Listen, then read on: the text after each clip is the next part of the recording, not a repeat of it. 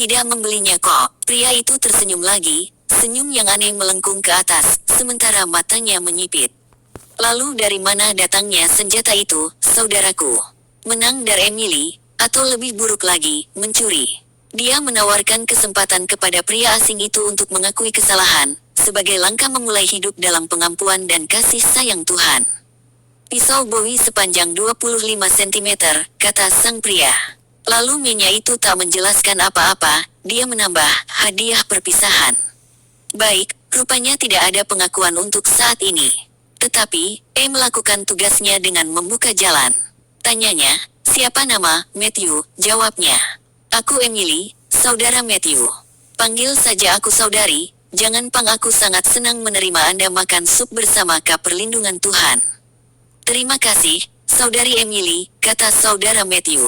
Ingatan akan masa-masa menggembirakan itu membuat air mata menggenang di mata Emily sehingga dia tak bisa menahan air mata membasahi pipi. Mengulurkan tangan melewati Cromwell yang terbang memberikan sapu tangan kepada Emily. Dia menutupi wajahnya di tangan itu dan menangis dalam diam, bahunya bergetar karena yang diredam. Stark terkejut melihat emosi seperti itu datang sikapnya terhadap sang pendeta selalu sopan dan menjaga jarak. Otak tahu tak akan mengira kalau mereka bertunangan. Ini menunjuk sedikit pengetahuannya tentang wanita. Bukannya itu penting dan Bu peduli. Yang penting jantung Stark masih memompa darah ke seluruh saja. Kalau tidak, itu berarti jantung orang yang sudah mati. Lagi, mengucapkan sepatah kata yang terdengar seperti, hai, dan pergi. Stark mengamati bahwa setiap orang di sekitar Genji sering kata itu.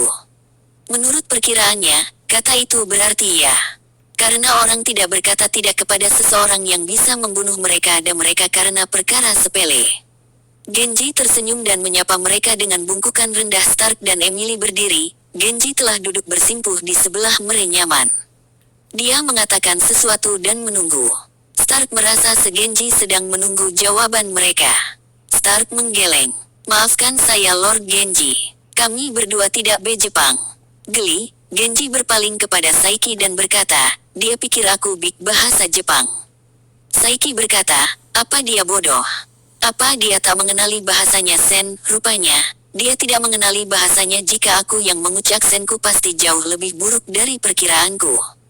Tetapi, aku ucapannya. Setidaknya itu menggembirakan. Genji kembali membahasa Inggris dan berkata kepada Stark dan Emily, bahasa Inggris bagus, saya mohon maaf.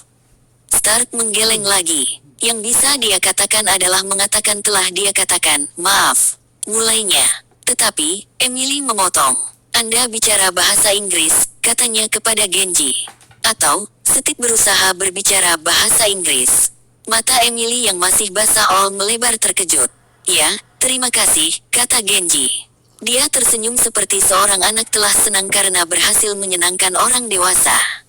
Saya Dengan hati-hati dia berkata, setiap kesulitan, difficulty, dapat dia mau berusaha. Jadi begitu cara mengucapkannya, pikir Genji. Difficulty dengan diucapkan dengan menggerakkan lidah hingga menyentuh lan tenggorokan. Sulit tetapi tidak mustahil, balas Genji. Ketulusan dan ketek menghasilkan. Aksen Genji terdengar aneh dan susah dimengerti tetapi ada kon dalamnya yang membuat kata-katanya menjadi jelas semakin mendengarnya. Selain itu, Genji cepat belajar. Sekarang, pengucap sulit, dalam bahasa Inggris lebih mendekati pengucapan Emily. Lord Genji, bagaimana bisa Anda belajar bahasa kami? Kakek saya meminta agar saya belajar bahasa Inggris. Dia yakin akan berguna bagi saya. Bahkan, Lord Kyori menekankan bahwa belajar bahasa Inggris. Karena dalam sebuah mimpinya, Dimo berbicara dengan para penutur bahasa Inggris. Percakapan itu, kata Lord Kyori, suatu saat akan menyelamatkan Genji saat itu baru 7 tahun. Katanya, jika mimpi kakeknya mengapa dia harus repot-repot belajar. Ramalan mengatakan berbicara bahasa Inggris. Jadi, ketika saatnya tiba, dia pasti bisa bahasa Inggris. Lord Kyori tertawa terbahak-bahak. Ketika saatnya tiba, Lord Kyo Genji akan bisa berbicara bahasa Inggris karena saat ini Genji mempelajarinya. Larangan Shogun terhadap orang asing saat itu masih berlaku. Pembicara asli tidak mungkin didapatkan. Jadi, pelajaran bahasa Genji berkata pelan sekali. Mungkin jika saya berbicara dengan pelan yang didengar Stark, Pahapusui Fuaye Supiku Bilisro bisa dia lakukan hanyalah menggelengkan kepala lagi. Maaf, Lord Genji. Telinga saya tidak sebijak telinga saudari Emily. Ah, kata Genji. Dia tersenyum kepada Emily, ini memang ironis. Teh harus menerjemahkan bahasa Inggris saya ke bahasa Inggris untuk sehingga dia bisa mengerti. Suatu kehormatan bagi saya, jawab Emily, dan saya yakin sementara. Ini hanya masalah menjadi biasa terhadap ciri khas satu. Genji berkedip. Anda berbicara terlalu cepat, Nona Gibson. Saya mengerti kali ini. Maafkan saya, Lord Genji. Saya terlalu terbawa oleh antusiasme mempertimbangkan untuk mengubah kata-katanya menggunakan yang lebih sederhana. Tetapi, melihat mata lembut sang bangsaud memutuskan untuk tidak menyederhanakan kata-katanya. Dalam Emily melihat sebuah jiwa dengan kepekaan tinggi. Genji pasti tak menyederhanakan kata-katanya. Dia akan merasa terhina, dan lebih dia akan teringgung. Maka, Emily mengulang kata-katanya dengan Hasaiki berlutut di pintu, tak berapa jauh dari mereka. Dia cukup jauh mengganggu pembicaraan mereka. Tetapi, dia juga cukup dekat untuk dengan cepat menyelipkan dirinya di antara tuannya dengan asing itu, dan jika perlu membunuh Stark. Kelihatannya memang bahaya mengancam. Namun, Saiki tetap waspada.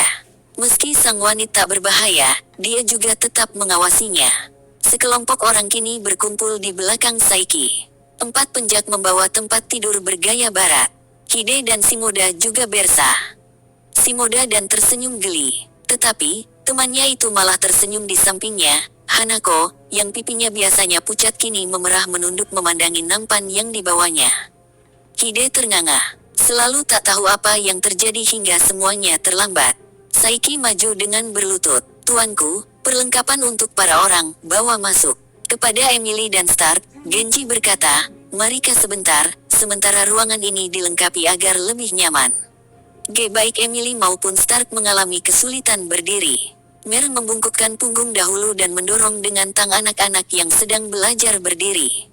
Stark berdiri lebih dahulu menolong Emily. Apa semua pria asing memperlakukan wanitanya hormat yang berlebih-lebihan? Atau, hanya para misionaris? Alasannya, sungguh mengagumkan bagi seorang pria untuk bersikap sopan kepada seorang wanita yang tak enak dilihat. Mudah untuk bersikap sopan dan hormat kepada wanita cantik. Ted yang jelek membutuhkan tekad yang lebih kuat. Ranjang, kursi-kursi, dan meja ditata dengan cepat sebelum kesem sembuh dan darah kembali mengalir normal di kakinya. Cromwell sadar ketika para samurai itu mengangkatnya ke tempat tidur. Selin yang digelar di lantai menghitam terkena noda darah, dan darah Ye mengalir kini menodai kain linen bersih di tempat tidur di bawah warna darah dan bau luka. Cromwell menunjukkan kepada Stark bahwa menerobos masuk organ pencernaan dan perutnya. Racun dan organ-organ itu kini menyebar ke organ dan bagian tubuhnya yang bersandar. Hanya dalam beberapa detik, dia merasa organ-organ bergeser dari sumbunya. Dia memandang ke arah Cromwell. Pria ini bisa bertahan selama 1 atau 2 jam. Genji tak yakin dia bisa duduk di kursi selama itu.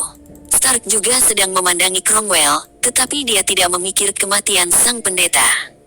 Pikirannya melayang ke rumah misi Firman telah didirikan di wilayah Yamakawa, di barat Latu Edo.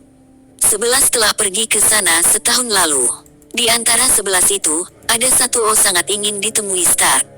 Stark, Emily, dan Genji duduk di samping ranjang Cromwell. Kematiannya. Saat itu tidak ada kesempatan untuk menembak Genji di Pelabu Kuma.